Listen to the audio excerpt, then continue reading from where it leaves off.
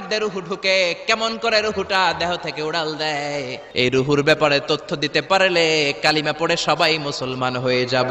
বিশ্বনবী বলতে পারে না, কারণ বিশ্বনবী মন গড়া কোনো কথা বলেন না, আকাশ থেকে গ্রিন সিগন্যাল আসলে তবেই বলেন, ঠিক কিনা?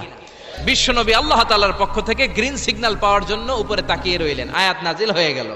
يسألونك عن الروح قل الروح من أمر ربي وما أوتيتم من العلم إلا قليلا। ও নবী, লোকেরা আপনারা জিজ্ঞেস করে রুহু কাকে বলে, আপনি বলে দেন রুহু হলো আল্লাহর পক্ষ থেকে স্পেশাল অর্ডার। আল্লাহর অর্ডারে এই রুহুটা দেহের মধ্যে ঢোকে, আবার আল্লাহর অর্ডারে রুহু বের হয়ে যায়। আল্লাহু আকবার। পৃথিবীর যত বিজ্ঞানীরা আছে সবাই মিলেও কি একটা রুহু বানাতে পারবে?